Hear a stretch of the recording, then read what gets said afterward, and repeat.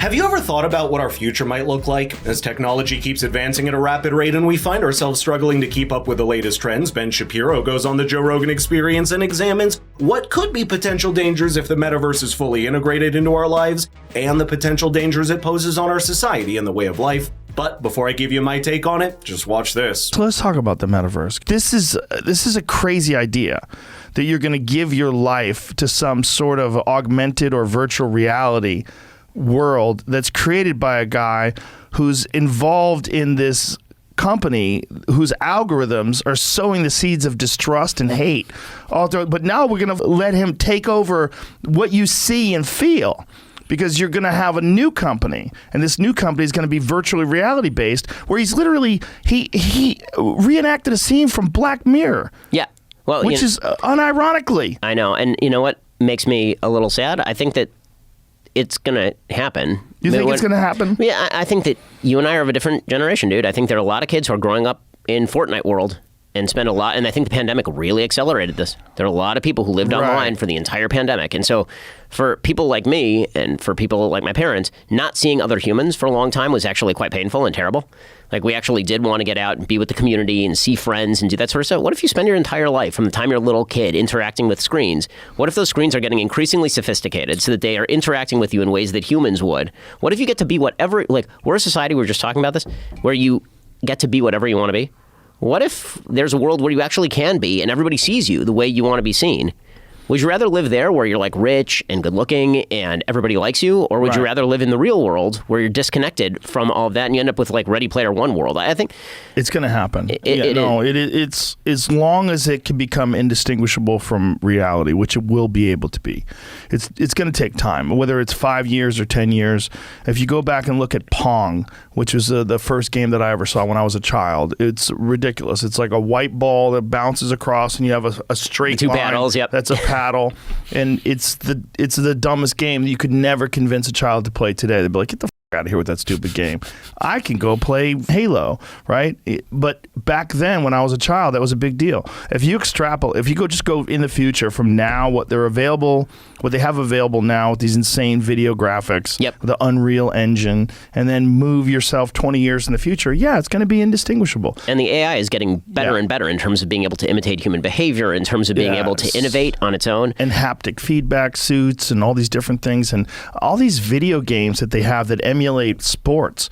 They're getting so close. When you watch these basketball games, and the UFC has a game, when you watch these the players, the fighters move around, like, God, it's so close. It's not quite there, but they're getting better and better with each iteration. As extended reality, XR continues to go mainstream and is already having some positive effects on our lives. Multiple questions continue to arise regarding its negative. XR presents a fascinating blend of digital physical worlds, and it encompasses virtual reality VR, augmented reality AR, and mixed reality MR. XR technologies hold immense potential for entertainment, education, healthcare, and the numerous other fields. For example, multiple airlines and even the US Navy is using VR and MR to train its pilots. The healthcare sector is also putting such technologies to good use, as its nurses are getting some training using VR technologies. But all of this gathered experience still remains theoretical, and in the sense that its virtual and XR technologies still can't simulate real-life situations 100%. XR also raises significant concerns about potential impact on society, individual well-being, and privacy, and as we delve deeper into the realm of XR, it becomes evident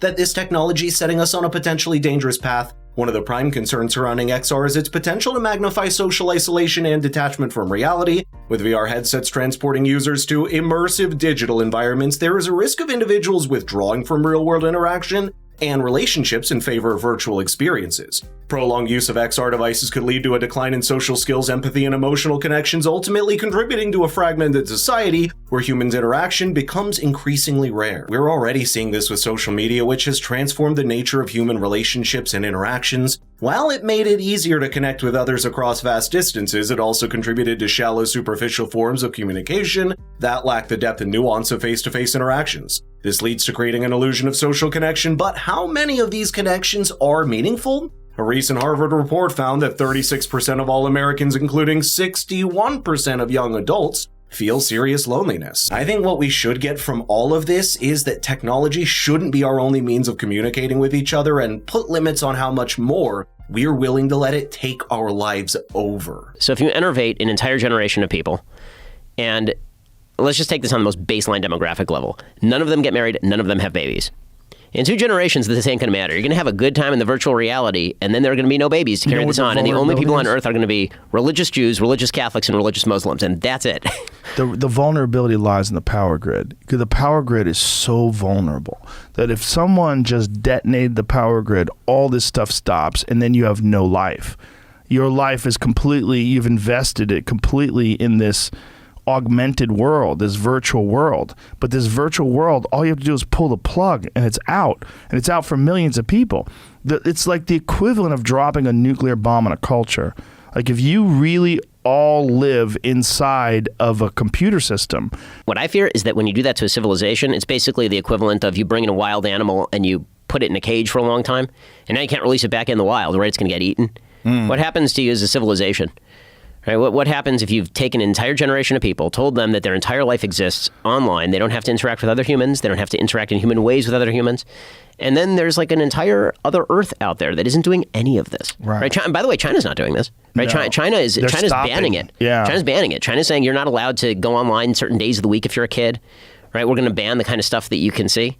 So in the long run, which civilization is going to be more durable? The one that actually understands the vulnerabilities of human nature, or the one that says we're going to use those vulnerabilities to make you feel subjectively happier? I'm amazed at the level of conditioning. Like, here's what killed me about the pandemic, honestly. Like, what killed me? The level of conditioning that it took in order to rejigger how people think was so low. It shocked the hell out of me. It really shocked me. I was talking to my business partner, Jeremy Boring, about this, and early on in the pandemic, he was like, people aren't going to stand for this. Like, when they'd shut everything down, it's like 3 months from now, people are going to be losing their minds. They're going to be out on the streets protesting to get rid of the masks, and they're going to be out at ball games again. I was like, that's not right.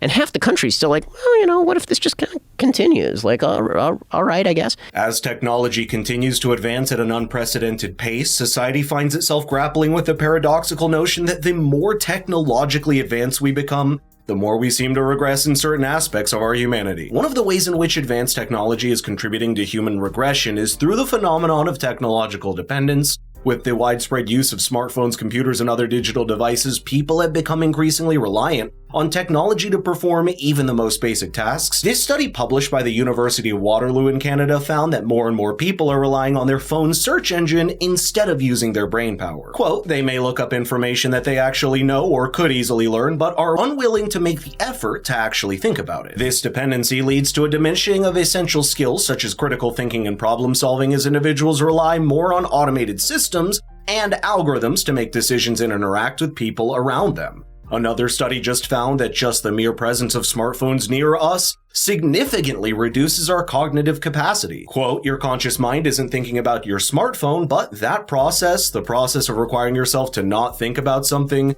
uses up some of your limited cognitive resources. It's a brain drain. If extended reality XR technologies become more widely adapted, then there is a risk that our tendency towards laziness and dependency on technology grows. There's also the risk of blurring the lines between virtual and physical realities. As individuals spend increasing amounts of time in virtual spaces, they may neglect important aspects of their physical health and well-being, such as exercise and outdoor activities. The amount of dependency that was bred by people saying, just go back to your house. And people human beings are really adaptable, sometimes to our own detriment. So if we change our social circumstances radically in a way that's unhealthy for us, and we are now interacting with technologies that were built to take advantage of our lizard brain, then what happens when there are people who are just not engaging in the same, they're not playing the same game that we are, right? We're essentially drugging ourselves.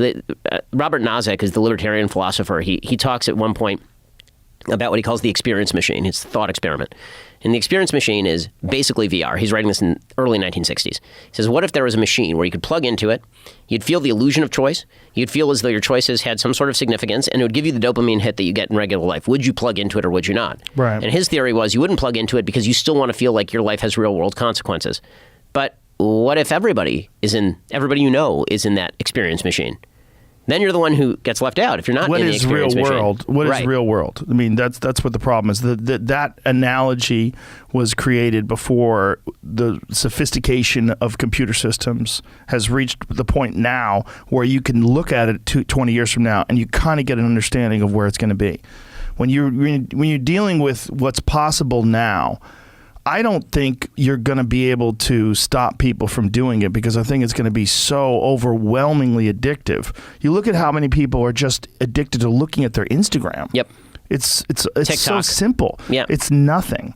I mean, it's nothing. The dopamine hit you get off of this little phone, it's minimal, but people are completely all in on it. Yep. I do wonder if there's going to be, and I wonder what you think about this, if there's going to be a bifurcation in the same way there's been a bifurcation about so many issues between the people at the top of sort of the elite spectrum and the rest of the population, where the people at the elite spectrum are making the metaverse, but their kids aren't actually in the metaverse. Right, like Steve Jobs didn't let his kid use an iPad. Exactly. If we're talking about the elite kind of versus everybody else gap, maybe everything that if gets they're created that is concerned about their children.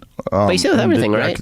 Yeah. I mean, like people promulgating technologies and value systems they don't actually live in. Right. And then everybody who is watching is like, I will do that. Right. And then those people themselves don't do it. There's no question that we'll see far more usage of XR innovations in the future as they keep improving and serving far more functions than they are today. However, as these technologies become more pervasive and influential, questions arise about who wields control over them and how they are deployed. One question we should start examining soon is if we trust the likes of Mark Zuckerberg to be in charge of them. Such technologies will have unprecedented access to user data and the ability to shape digital experiences, and whoever controls them will have massive influence on how they're used and who benefits from them. That's too much concentration of power and influence in the hands of a few dominant players in the tech industry. If we take a look at the track record of companies like Meta in handling issues related to privacy and data security, it is far from good. There were instances before the data breaches, like in 2021, where 533 million users had their data leaked and posted on a hacking forum. This data included details like phone numbers, full names, and locations. The leak took place in 2019 and came to the public's eye in 2021 after the Business Insider reported on it. So Meta knew about it for 2 years, but kept it a secret to protect their interests. Does that sound trustworthy to you? There's also the issue of misinformation and its implications for societal discourse and democratic governance. With the ability to create hyper-realistic simulations and manipulate digital narratives, those who control the platforms and therefore the algorithms can effectively distort reality and disassemble falsehoods to a global audience. This poses a significant threat to the integrity of information and the trustworthiness of such mediums, as users may struggle to discern fact from fiction in an environment that's totally submersive. Ultimately, the future of XR technologies depends on the choices that we make today about how they're developed, governed, and utilized.